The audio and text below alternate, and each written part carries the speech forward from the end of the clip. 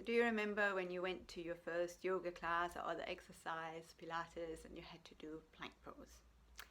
So being on your hands, straight line with the body, and it was hard.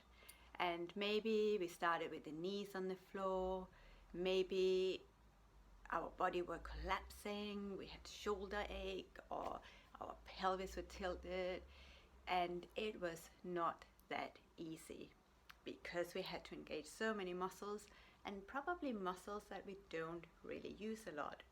I'm using this example for several reasons. One is that plank pose is a core pose, so the pelvic floor muscles, which is what we'll talk about, has to be engaged. It's a deep core muscle, so the deep abdominals as well. But in plank pose, our arms are achy.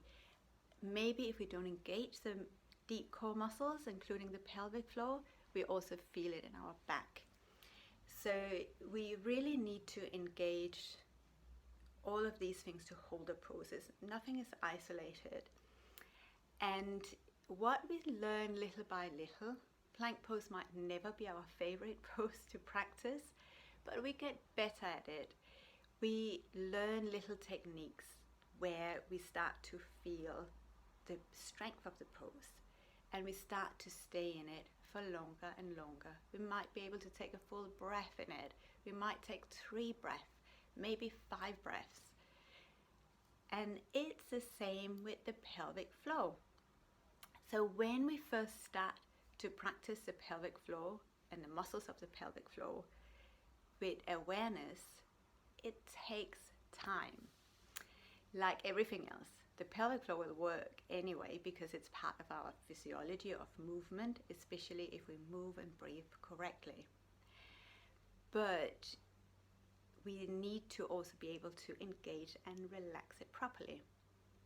So I had a question from a student, and it's quite a common question, and she was asking, but you know, the quick movements reasonably easy, but when you tell me to hold the pelvic floor and still breathe, it just disappears. It just releases. I can't do it. So just like with your yoga practice or whatever else you might do, persevere. So if you don't do it, it's never going to get better. So don't get the tight, just like a plank pose. If you tighten in your plank pose, you'll get shoulder ache instead of a strong core. So work with the pelvic floor, work with the breath. That's a nice way to do it, but you do want to start to build up that you can hold the pelvic floor, parts of the pelvic floor, while you breathe. And yes, the muscles are going to start to relax little by little. Just like when you're in any other pose where you stay, your muscles will start to want to release.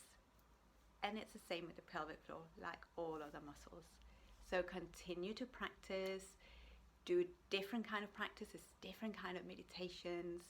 And it's something that I've worked with, so say in the Sacred Pelvis online course, it is what we work on to relax the pelvic floor, to do different practices so we engage it and relax it in movement, in meditation, so you can explore different ways of working with your sacred pelvis. So keep practicing.